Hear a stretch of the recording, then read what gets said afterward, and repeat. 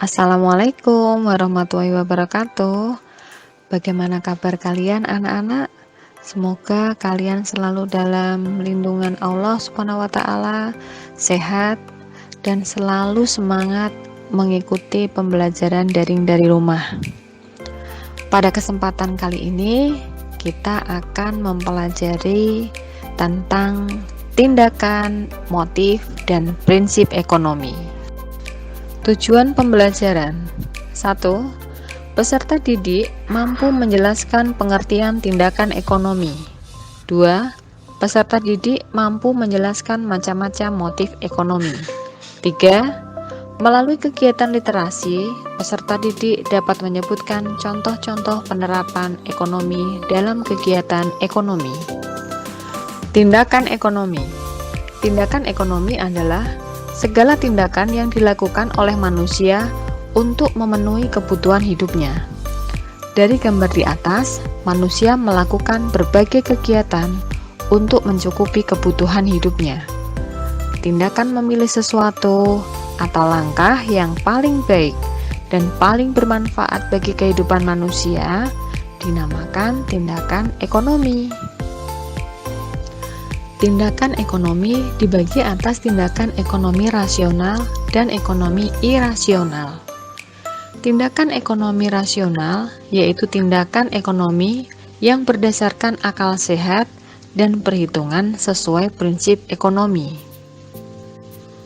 Sedangkan tindakan ekonomi irasional yaitu tindakan ekonomi yang diperkirakan menguntungkan tetapi pada kenyataannya tidak menguntungkan.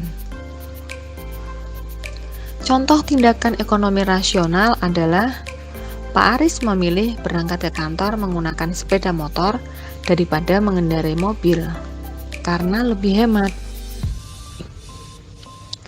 Contoh tindakan ekonomi irasional adalah seorang ibu membeli telur ayam ke pasar yang jaraknya jauh dari rumahnya. Ia berharap harga telur lebih murah di pasar dibandingkan dengan harga telur di warung dekat rumah. Namun, setelah dihitung dengan ongkos dan ada telur yang pecah di jalan, ternyata harga telur lebih mahal dan mengalami kerugian. Pengertian motif ekonomi. Motif ekonomi adalah dorongan yang menyebabkan manusia melakukan suatu tindakan ekonomi. Terdapat dua motif manusia untuk melakukan kebutuhannya, yaitu 1. Motif intrinsik. Motif intrinsik merupakan keinginan untuk mendapatkan barang atau jasa yang disebabkan oleh kesadaran dirinya sendiri. Sebagai contoh adalah orang ketika dia lapar, maka dia akan mengkonsumsi makanan. Begitu juga dengan orang yang haus, maka mereka akan minum. Yang kedua adalah motif ekstrinsik.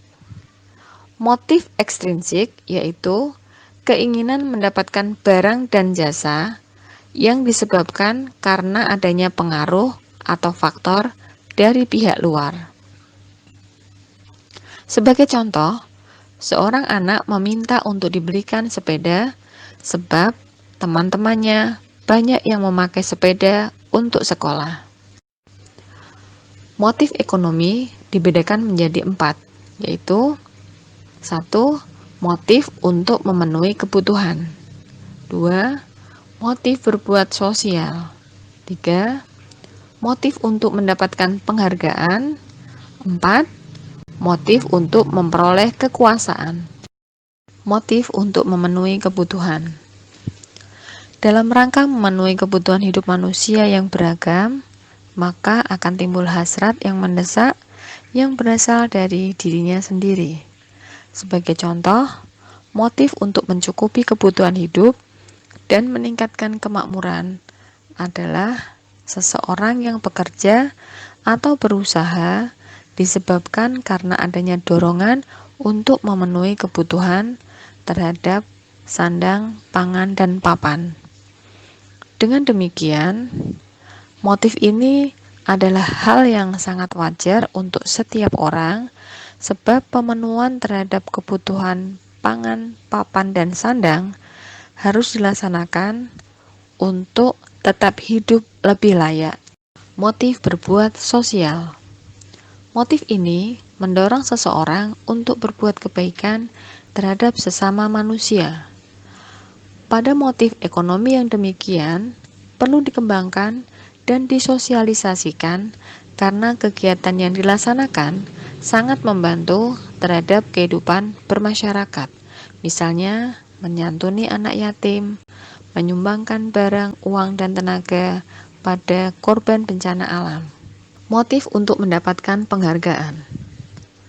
Penghargaan yang dimaksud bukan sekedar mendapat pujian atau piagam saja, melainkan juga status sosial yang lebih tinggi dari masyarakat sekitar.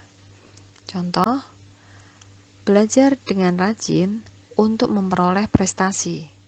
Penghargaan yang kamu dapat bisa berupa ranking, hadiah, atau piala. Anak-anak, motif berikutnya adalah motif untuk memperoleh kekuasaan.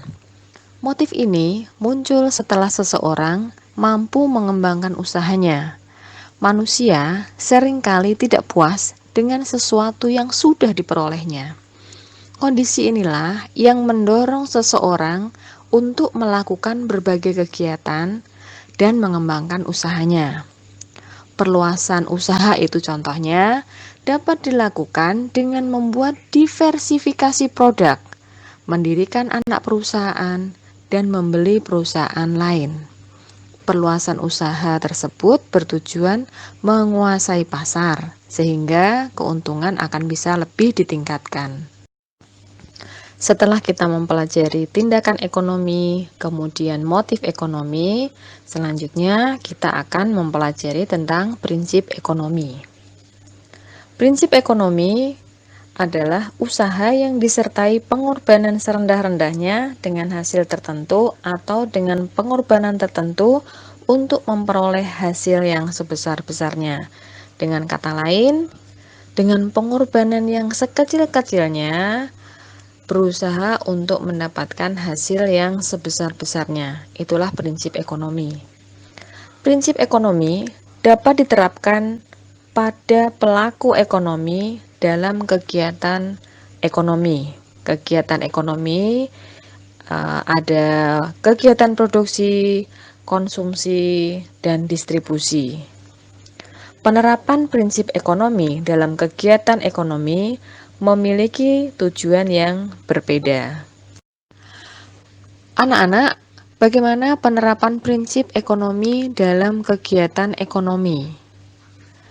Yang pertama, penerapan prinsip ekonomi dalam kegiatan produksi yang harus dilakukan adalah menggunakan bahan mentah atau bahan baku yang mutunya baik, kemudian mendirikan tempat perusahaan yang dekat dengan bahan mentah atau bahan baku. Kemudian menggunakan tenaga kerja dengan upah yang murah. Dan harus selalu hemat, khususnya dalam biaya produksi. Yang kedua, penerapan prinsip ekonomi dalam kegiatan distribusi. Apa yang harus dilakukan? Menyalurkan barang dengan prinsip tepat sasaran, tepat waktu, dan tepat tempat.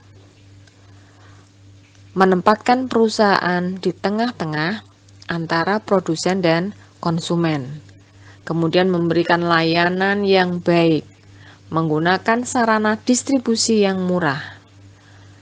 Untuk penerapan prinsip ekonomi dalam kegiatan konsumsi, seorang konsumen akan membeli barang dengan memilih terlebih dahulu. Mereka memilih barang yang berkualitas dan bagus, tetapi harganya terjangkau. Membeli barang sesuai dengan yang sudah direncanakan. Dan yang penting, setiap bulan selalu membuat daftar kebutuhan berdasarkan skala prioritas. Berdasarkan prinsip-prinsip ekonomi yang telah dibahas, maka setiap orang menerapkan prinsip ekonomi dalam pemenuhan kebutuhannya. Bagaimana ya ciri-ciri orang yang menerapkan prinsip ekonomi itu? Yang pertama, bersikap hemat. Orang yang menerapkan prinsip ekonomi pasti akan bersikap hemat. Ia tidak akan bertindak boros karena itu pasti bertentangan dengan prinsip ekonomi. Apa prinsip ekonomi yang sudah kita bahas tadi? Pengorbanan yang sekecil-kecilnya untuk hasil yang sebesar-besarnya. Kemudian, ciri-ciri yang kedua adalah menentukan skala prioritas. Apa itu skala prioritas? Skala prioritas adalah daftar urutan kebutuhan berdasarkan tingkat kepentingannya. Jadi, usahakan kita selalu membuat skala prioritas untuk memprioritaskan kebutuhan mana yang lebih penting, yang lebih didahulukan. Ciri-ciri yang ketiga yaitu bertindak secara rasional dan ekonomis. Seseorang yang menerapkan prinsip ekonomi akan bertindak rasional dan bertindaknya itu sesuai dengan nalar akal sehat. Ia pasti akan lebih memilih sesuatu yang pasti. Yang keempat, ciri-cirinya adalah bertindak dengan prinsip cost and benefit. Seseorang yang bertindak berdasarkan prinsip cost and benefit selalu memperhitungkan antara biaya yang dikeluarkan dengan manfaat yang akan diperolehnya sebelum melakukan tindakan ekonomi. Setelah kita pelajari bersama materi, tindakan, motif, dan prinsip ekonomi, tugas kalian adalah mengerjakan aktivitas individu yang ada di buku paket IPS halaman 145. Tetap semangat ya anak-anak semuanya. Kita akan bertemu di materi berikutnya tentang kegiatan ekonomi. Alhamdulillah, sekian dan terima kasih. Wassalamualaikum warahmatullahi wabarakatuh.